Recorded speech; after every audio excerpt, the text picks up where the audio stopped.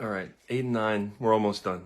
8 is another collection of shorter stories. I think it's only 6 issues. The artwork, the genres, they're all lovely. You don't know at the time, or I didn't know at the time, that they were preparing me for the end of the story. And looking back on it, whew, by the time I started 9, I was having a little bit of Sandman fatigue.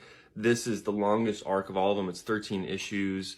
And the art style is drastically different than anything else in the series before it. It took me a little while to kind of get into the rhythm of the new art. And I'd say for the first several issues of number 9, I was having a hard time getting back into it, getting into the rhythm of it, feeling invested in this last arc. But by the time I got to the end, it really hit me hard. You know, this whole thing has been such a journey. One of the things that I brought up a lot as a plus for this series is how complex it is, how there's so many characters, how things that you don't think are connected are actually connected.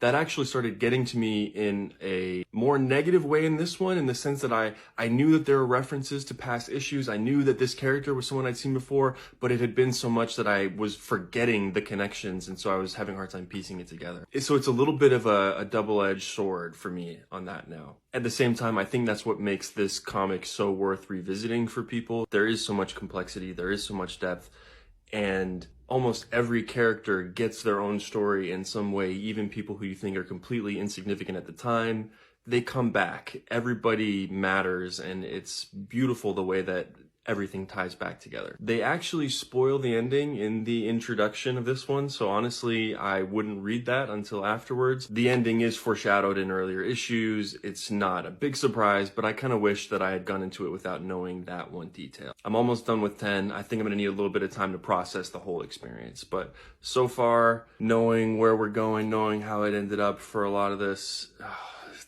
I think a quote from one of the introductions says it best: if this isn't literature, nothing is.